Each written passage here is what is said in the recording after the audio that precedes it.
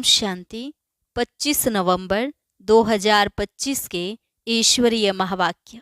पहले सुनते हैं मुरली के मुख्य पॉइंट्स। बाबा ने कहा, तुमको पहले नंबर का पाठ यही मिलता है, अपने को आत्मा समझ, बाप को याद करो। यह बहुत जरूरी है। भले कहाँ भी बैठो, धंधा आदि करो, लेकिन अपने को आत्मा समझ कर करो, तभी आत्मा पवित्र होगी। फिर बाबा ने कहा, चार्ट जरूर रखो। तुम्हारा तो यह बहुत बड़ा पोता मेल है, 21 जन्मों की कमाई है, इसमें गफलत नहीं करनी चाहिए। लेकिन कई बच्चे माया के चंबे में आकर चार्ट नहीं रखते। अपने पोता मेल में देखो, हमने सारे दिन में कोई आसुरी काम तो नहीं किया। हमने कितनों को रास्ता बताया है। मैं कितने अंधों की लाठी बना हूं। लास्ट में बाबा ने कहा, सारा मदार पढ़ाई पर है, बहुत बड़ी मंजिल है, तुम्हें खबरदार रहना चाहिए। मियाँ मिट्ठू बन बैठ नहीं जाना है, नहीं तो पिछाड़ी में फेल हो जाएंगे। अगर सर्विस नहीं करते तो समझना चाहिए हम प्रजा में जाएंगे। और अब सुनते हैं महावाक्यों को विस्तार से। मुरली का सार। मीठे बच्चे, आत्मा को सतो प्रधान बनाने का फुरना फिक्र रखो। कोई भी खामी कमी रह ना जाए, माया गफलत ना करा दे। प्रश्न, तुम बच्चों के मुख से कौन से शुभ बोल सदा निकलने चाहिए? उत्तर, सदा मुख से यही शुभ बोल बोलो कि हम नर से नारायण बनेंगे, कम नहीं। हम ही विश्व के मालिक थे, फिर से बनेंगे। लेकिन यह मंजिल ऊंची है, इसलिए बहुत बहुत खबरदार रहना है। अपना पोता मेल देखना है। एम ऑब्जेक्ट को सामने रख पुरुषार्थ करते रहना है, हार्ट फेल नहीं होना है। ओम शांति। बाप बैठ रूहानी बच्चों को समझाते हैं, यहाँ जब याद की यात्रा में बैठते हो तो भाई बहनों को कहो कि तुम आत्म अभिमानी हो बैठो और बाप को याद करो। यह स्मृति दिलानी चाहिए। तुमको अभी यह स्मृति मिल रही है। हम आत्मा हैं, हमारा बाप हमको पढ़ाने आते हैं। हम भी कर्मेंद्रियों द्वारा पढ़ते हैं, बाप भी कर्मेंद्रियों का आधार ले इन द्वारा पहले पहले यह कहते हैं, बाप को याद करो। बच्चों को समझाया गया है, यह है ज्ञान मार्ग, भक्ति मार्ग नहीं कहेंगे। ज्ञान सिर्फ एक ही ज्ञान सागर पतित पावन देते हैं। तुमको पहले नंबर का पाठ यही मिलता है, अपने को आत्मा समझ, बाप को याद करो। यह बहुत जरूरी है। और कोई भी सत्संग में किसी को कहना आएगा नहीं। भल आजकल आर्टिफिशियल संस्थाएं बहुत निकली हैं, तुमसे सुनकर कोई कहे भी परंतु अर्थ समझ ना सके, समझाने का अक्ल नहीं आएगा। यह तुमको ही बाप कहते हैं कि बेहद के बाप को याद करो तो विकर्म विनाश हो जाए। विवेक भी कहता है, यह पुरानी दुनिया है, नई दुनिया और पुरानी दुनिया में बहुत फर्क है। वह है पावन दुनिया, यह है पतित दुनिया। बुलाते भी हैं, हे पतित पावन आओ, आकर पावन बनाओ। गीता में भी अक्षर हैं, मामेकम याद करो। देह के सर्व संबंध त्याग, अपने को आत्मा समझो। यह देह के संबंध पहले नहीं थे। तुम आत्मा यहाँ आती हो पार्ट बजाने। गायन भी है, अकेले आए अकेले जाना है। इनका अर्थ मनुष्य नहीं समझते, अब तुम प्रैक्टिकल में जानते हो।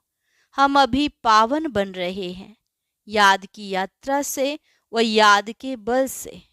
यह है ही राजयोग बल, वह है हठ योग, जिससे मनुष्य थोड़े समय के लिए तंदुरुस्त रहते हैं।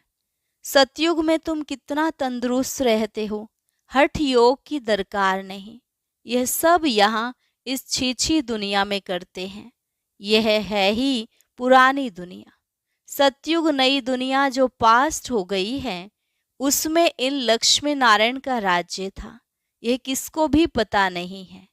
वहाँ हर एक चीज नई है। गीत भी है ना, जाग सजनिया जाग। नवयुग है सतयुग, पुराना युग है कलयुग। अभी इसको कोई भी सतयुग तो नहीं कहेंगे, अभी कलयुग है। तुम सतयुग के लिए पढ़ते हो। ऐसा पढ़ाने वाला तो कोई भी नहीं होगा जो कहे कि इस पढ़ाई से तुमको नई दुनिया में राज्य पद मिलेगा। बाप के सिवाय और कोई बोल ना सके। तुम बच्चों को हर बात की स्मृति दिलाई जाती है, गफलत नहीं करनी है। बाबा सबको समझाते रहते हैं, कहाँ भी बैठो, धंधा आदि करो, अपने को आत्मा समझ करो।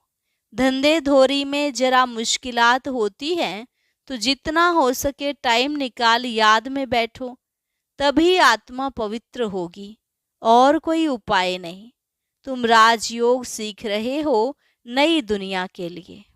वहां आयरन एजेड आत्मा जा न सके। माया ने आत्मा के पंख तोड़ डाले हैं। आत्मा उड़ती है ना, एक शरीर छोड़ दूसरा लेती है। आत्मा है सबसे तीखा रॉकेट। तुम बच्चों को यह नई नई बातें सुनकर वंडर लगता है। आत्मा कितना छोटा रॉकेट है, उसमें 84 जन्मों का पार्ट नोंधा हुआ है। ऐसी बातें दिल में याद रखने से उमंग आएगा। स्कूल में विद्यार्थियों की बुद्धि में विद्या याद रहती है ना। तुम्हारी बुद्धि में अब क्या है? बुद्धि कोई शरीर में नहीं है, आत्मा में ही मन बुद्धि है। आत्मा ही पढ़ती है, नौकरी आदि सब कुछ आत्मा ही करती है। शिव बाबा भी आत्मा है, परंतु उनको परम कहते हैं।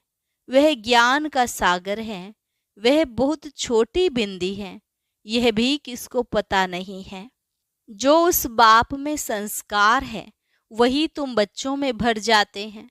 अभी तुम योग बल से पावन बन रहे हो, उसके लिए नंबरवार पुरुषार्थ करना पड़े। पढ़ाई में फुरना तो रहता है ना, कि कहाँ हम फेल ना हो जाएं। इसमें पहले नंबर की सब्जेक्ट ही यह है कि हम आत्मा सतो प्रधान बने, कुछ खामी ना रह जाए, नहीं तो नापास हो जाएंगे। माया तुमको हर बात में भुलाती है। आत्मा चाहती भी है चार्ट रखें, सारे दिन में कोई आसुरी काम न करें, परंतु माया चार्ट रखने नहीं देती। तुम माया के चंबे में आ जाते हो। दिल कहती भी है पोता मेल रखें। व्यापारी लोग हमेशा फायदे नुकसान का पोता मेल रखते हैं। तुम्हारा तो यह बहुत बड़ा पोता मेल है, 21 जन्मों की कमाई है। इसमें गफलत नहीं करनी चाहिए। बच्चे बहुत गफलत करते हैं। इस बाबा को तो तुम बच्चे सूक्ष्म वतन में, स्वर्ग में भी देखते हो। बाबा भी बहुत पुरुषार्थ करते हैं, वंडर भी खाते रहते हैं। बाबा की याद में स्नान करता हूँ, भोजन खाता हूँ, फिर भी भूल जाता हूँ, फिर याद करने लगता हूँ। बड़ी सब्जेक्ट है यह।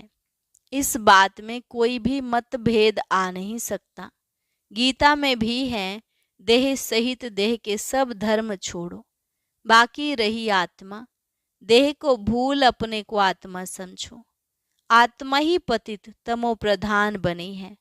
मनुष्य फिर कह देते आत्मा निर्लेप है, आत्मा सो परमात्मा सो आत्मा है।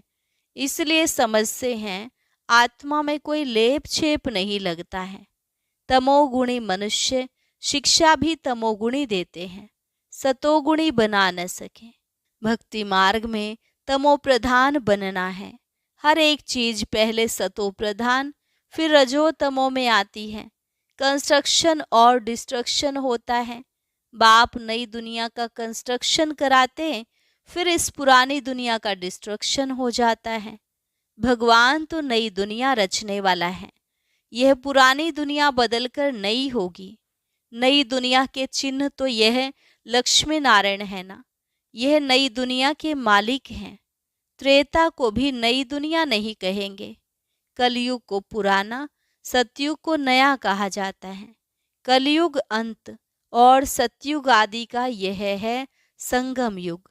कोई एमए बीए पढ़ते हैं तो ऊंच बन जाते हैं ना। तुम इस पढ़ाई से कितने ऊंच बनते हो। दुनिया इस बात को नहीं जानती कि इनको इतना ऊंच किसने बनाया। तुम अभी आदि मध्य अंत को जान गए हो।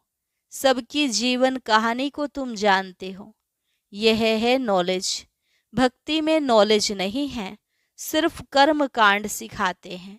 भक्ति तो अथाह है, कितना वर्णन करते हैं, बहुत खूबसूरत दिखाई पड़ती है। बीज में क्या खूबसूरती है, इतना छोटा बीज कितना बड़ा हो जाता है। भक्ति का यह झाड़ है, अथाह कर्म कांड है।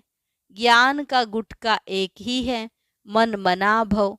बाप कहते हैं तमो प्रधान से सतो प्रधान बनने के लिए मुझे याद करो। तुम कहते भी हो हे पतित पावन, आकर हमको पावन बनाओ। रावण राज्य में सब पतित दुखी हैं, राम राज्य में सब हैं पावन सुखी। राम राज्य रावण राज्य नाम तो है, राम राज्य का किसको पता नहीं है सिवाय तुम बच्चों के। तुम अब पुरुषार्थ कर रहे हो। 84 जन्मों का राज भी तुम्हारे सिवाय कोई नहीं जानते। भल करके कहते हैं भगवानुवाच मन मना भव। सो क्या ऐसे थोड़े ही कोई समझाएंगे कि तुमने 84 जन्म कैसे पूरे लिए। अब चक्र पूरा होता है। गीता सुनाने वालों का जाकर सुनो, गीता पर क्या बोलते हैं। तुम्हारी बुद्धि में तो अब सारा ज्ञान टपकता रहता है। बाबा पूछते हैं आगे कभी मिले हो। कहते हैं हाँ बाबा, कल्प पहले मिले थे। बाबा पूछते हैं और तुम उत्तर देते हो अर्थ सहित, ऐसे नहीं कि तोते मिसल कह देंगे। फिर बाबा पूछते हैं क्यों मिले थे, क्या पाया था। तो तुम कह सकते हो हमने विश्व का राज्य पाया था, उसमें सब आ जाता है। भल तुम कहते हो नर से नारायण बने थे, परंतु विश्व का मालिक बनना, उसमें राजा रानी और डीटी डायनेस्टी सब है। उनका मालिक राजा रानी प्रजा सब बनेंगे। इसको कहा जाता है शुभ बोलना। हम तो नर से नारायण बनेंगे, कम नहीं। बाप कहेंगे हाँ बच्चे, पूरा पुरुषार्थ करो। अपना पोता मेल भी देखना है। इस हालत में हम ऊंच पद पा सकेंगे व नहीं। कितनों को रास्ता बताया है, कितने अंधों की लाठी बना हूं। अगर सर्विस नहीं करते तो समझना चाहिए हम प्रजा में चले जाएंगे। अपने दिल से पूछना है अगर अभी हमारा शरीर छूट जाए तो क्या पद पाएंगे। बहुत बड़ी मंजिल है, तो खबरदार रहना चाहिए। कई बच्चे समझते हैं बरोबर हम तो याद ही नहीं करते, तो फिर पोता मेल रखकर क्या करेंगे। उसको फिर हार्ट फेल कहा जाता है। वह पढ़ते भी ऐसा ही हैं, ध्यान नहीं देते। मियाँ मिट्ठू बन बैठ नहीं जाना है, जो पिछाड़ी में फेल हो जाए। अपना कल्याण करना है। एम ऑब्जेक्ट तो सामने है, हमको पढ़कर यह बनना है। यह भी वंडर है ना। कलयुग में तो राजाई है नहीं, सतयुग में फिर इन्हों की राजाई कहाँ से आई। सारा मदार पढ़ाई पर है। ऐसे नहीं कि देवताओं और असुरों की लड़ाई लगी, देवताओं ने जीत कर राज्य पाया। अब असुरों और देवताओं की लड़ाई लग कैसे सकती। न कौरवों और पांडवों की ही लड़ाई है। लड़ाई की बात ही निषेध हो जाती है। पहले तो यह बताओ कि बाप कहते हैं देह के सब संबंध छोड़ अपने को आत्मा समझो। तुम आत्मा अशरीरी आई थी, अब फिर वापस जाना है। पवित्र आत्माएं ही वापस जा सकेंगी, तमो प्रधान आत्माएं तो जा न सके। आत्मा के पंख टूटे हुए हैं, माया ने पतित बनाया है। तमो प्रधान होने के कारण इतना दूर होली पवित्र जगह जा नहीं सकते। अभी तुम्हारी आत्मा कहेगी कि हम असुल परम धाम में रहने वाले हैं। यहाँ यह 5 तत्वों का पुतला लिया है पार्ट बजाने के लिए। मरते हैं तो कहते हैं स्वर्गवासी हुआ। कौन? वहाँ शरीर गया या आत्मा गई? शरीर तो जल गया, बाकी रही आत्मा। वह स्वर्ग में तो जा नहीं सकती। मनुष्यों को तो जिसने जो सुनाया वह कहते रहते हैं। भक्ति मार्ग वालों ने भक्ति ही सिखलाई है। ऑक्यूपेशन का किसको पता नहीं है। शिव की पूजा सबसे ऊंच कहते हैं। ऊंच ते ऊंच शिव है, उनको ही याद करो, सिमरन करो। माला भी देते हैं। शिव शिव कह माला फेरते रहो। बिगर अर्थ माला उठाए शिव शिव कहते रहेंगे। अनेक प्रकार की शिक्षाएं गुरु लोग देते हैं। यहाँ तो एक ही बात है। बाप खुद कहते हैं मेरे को याद करने से विकर्म विनाश होंगे। शिव शिव मुख से कहना नहीं है। बाप का नाम बच्चा थोड़े ही सिमरन करता है। यह है सब गुप्त, किसको भी पता नहीं है कि तुम क्या कर रहे हो। जिन्होंने कल्प पहले समझा होगा वही समझेंगे। नए नए बच्चे आते रहते हैं, वृद्धि को पाते रहते हैं। आगे चल ड्रामा क्या दिखलाता है सो साक्षी होकर देखना है। पहले से बाबा साक्षात्कार नहीं कराएंगे कि यह होगा, फिर तो आर्टिफिशियल हो जाए। यह बड़ी समझने की बातें हैं। तुमको समझ मिलती है, भक्ति मार्ग में बेसमझ थे। जानते हो ड्रामा में भक्ति की भी नोंद है। अभी तुम बच्चे समझते हो, हम इस पुरानी दुनिया में रहने वाले नहीं हैं। स्टूडेंट को यह पढ़ाई बुद्धि में रहती है। तुमको भी मुख्य मुख्य पॉइंट्स बुद्धि में धारण करनी है। नंबर 1 बात, अल्फ पक्का करो तब आगे चलो, नहीं तो फालतू पूछते रहेंगे। बच्चियां लिखती हैं फलाने ने लिख कर दिया है कि गीता का भगवान शिव है। ये तो बिल्कुल ठीक है, भले ऐसे कहते रहते हैं, परंतु बुद्धि में कोई बैठता थोड़े ही है। अगर समझ जाएं कि बाप आया है तो कहें ऐसे बाप से हम जाकर मिलें, वर्षा लेवें। एक को भी निश्चय नहीं बैठता। फट से एक की भी चिट्ठी नहीं आती। भल करके लिखते भी हैं कि नॉलेज बड़ी अच्छी है, परंतु इतनी हिम्मत नहीं होती जो समझें वह ऐसा बाबा जिससे हम इतना समय दूर रहे, भक्ति मार्ग में धक्के खाए, अब वह बाप विश्व का मालिक बनाने आए हैं। तो भाग आए, आगे चलकर निकलेंगे। अगर बाप को पहचाना है, ऊंच ते ऊंच भगवान है, तो उनका बनो ना। समझानी ऐसी देनी चाहिए जो कपाट ही खुल जाए। अच्छा, मीठे मीठे सिकिलधे बच्चों प्रति मात पिता बाप दादा का याद प्यार और गुड मॉर्निंग।